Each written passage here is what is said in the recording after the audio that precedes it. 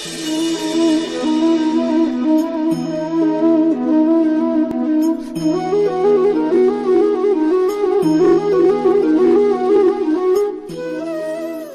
का हर क्षण निर्णय का क्षण होता है। प्रत्येक पद पर दूसरे पद के विषय में कोई निर्णय करना ही पड़ता है और निर्णय अपना प्रभाव छोड़ जाता है। आज किए गए निर्णय भविष्य में सुख अथवा दुख निर्मित करते हैं, ना केवल अपने लिए, अपने परिवार के लिए भी, आने वाली पीढ़ियों के लिए भी। जब कोई दुविधा सामने आती है तो मन व्याकुल हो जाता है, अनिश्चय से भर जाता है। निर्णय का वो क्षण युद्ध बन जाता है और मन बन जाता है युद्ध भूमि। अधिकतर निर्णय हम दुविधा का उपाय करने के लिए नहीं, केवल मन को शांत करने के लिए लेते हैं। पर क्या कोई दौड़ते हुए भोजन कर सकता है? नहीं। तो क्या युद्ध से जूझता हुआ मन कोई योग्य निर्णय ले पाएगा?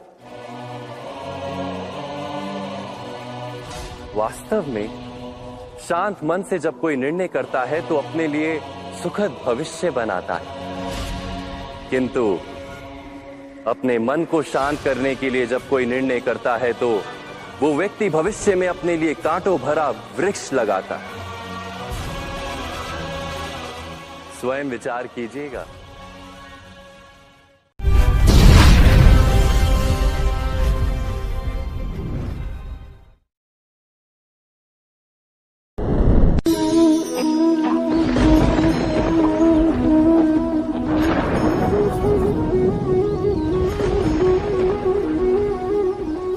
सपनों और पूर्वाभासों के आधार पर हम भविष्य के सुख दुख की कल्पना करते हैं।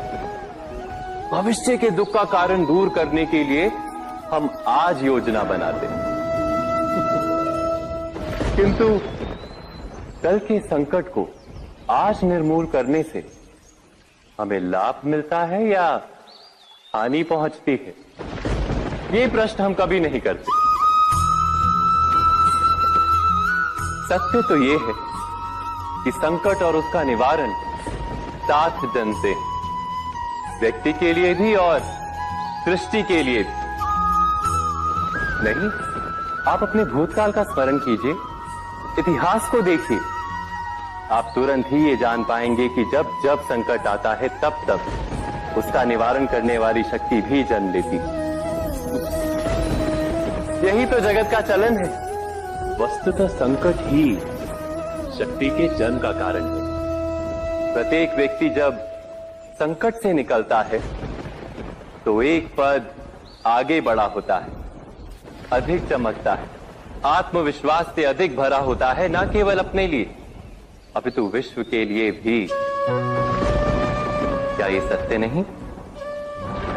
वास्तव में संकट का जन्म है एक अवसर का जन्म, अपने आप को बदलने का अवसर, अपने विचारों को ऊंचाई पर करने का अवसर, अपनी आत्मा को बलवान और ज्ञान मंडित बनाने का अवसर। जो ये कर पाता है उसे कोई संकट नहीं होता, किंतु जो ये नहीं कर पाता वो तो स्वयं एक संकट है विश्व के लिए। विचार कीजिए।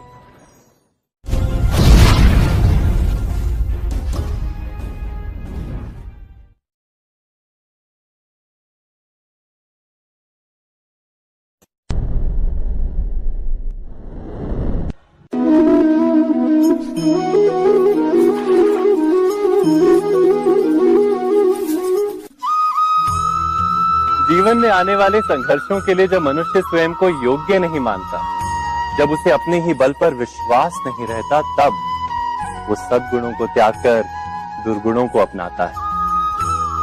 वस्तुतः मनुष्य के जीवन में दुर्जनता जन्म ही तब लेती है जब उसके अंतर में आत्मविश्वास नहीं होता।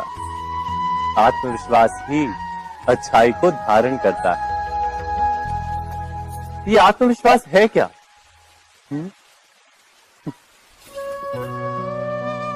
जब मनुष्य ये मानता है कि जीवन का संघर्ष उसे दुर्बल बनाता है, तो उसे अपने ऊपर विश्वास नहीं रहता। वो संघर्ष के पार जाने के बदले संघर्ष से छूटने के उपाय ढूंढने लगता है।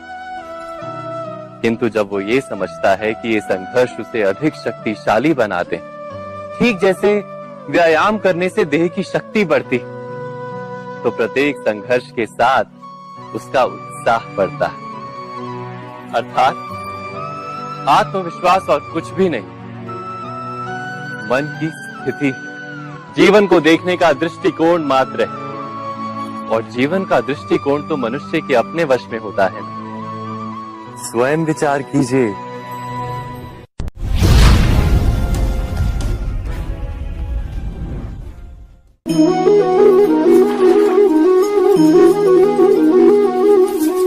पिता सदा ही अपने संतान के सुख की कामना करते हैं, उनके भविष्य की चिंता करते रहते हैं।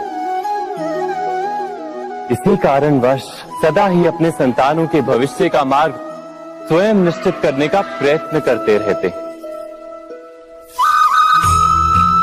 जिस मार्ग पर पिता स्वयं चला है, जिस मार्ग के कंकर पत्थर को स्वयं देखा है, मार्ग की छाया, मार्ग की धूप को स्वयं जाना है, उसी मार्ग पर उसका पुत्र भी चले, यही इच्छा रहती है हर पिता की। निस्संदेह उत्तम भावना है ये। किंतु 3 प्रश्नों के ऊपर विचार करना हम भूल ही जाते हैं। कौन से प्रश्न? प्रथम प्रश्न, क्या समय के साथ प्रत्येक मार्ग बदल नहीं जाते? क्या समय सदा ही नई चुनौतियों को लेकर नहीं आता? तो फिर बीते हुए समय के अनुभव नई पीढ़ी को किस प्रकार लाभ दे सकते हैं? दूसरा प्रश्न, क्या प्रत्येक संतान अपने माता पिता की छवि होता है? हाँ, संतानों को संस्कार तो अवश्य माता पिता देते हैं, किंतु भीतर की क्षमता तो ईश्वर देते हैं। तो जिस मार्ग पर पिता को सफलता मिली है, विश्वास है कि उसी मार्ग पर उसकी संतानों को भी सफलता और सुख प्राप्त होगा। तीसरा प्रश्न, क्या जीवन के संघर्ष और चुनौतियां लाभकारी नहीं होती? क्या प्रत्येक नया प्रश्न एक नए उत्तर का द्वार नहीं खोलता? तो फिर संतानों को नए नए प्रश्नों, संघर्षों और चुनौतियों से दूर रखना, ये उनके लिए लाभ करना कहलाएगा या हानि पहुंचाना? अर्थात जिस प्रकार संतान के भविष्य का निर्माण करने के बदले उसके चरित्र का निर्माण करना श्रेष्ठ है, वैसे ही संतानों के जीवन का मार्ग निश्चित करने के बदले उन्हें नए संघर्षों के साथ जूझने के लिए मनोबल व ज्ञान देना अधिक लाभदायक नहीं होगा? स्वयं विचार कीजिए।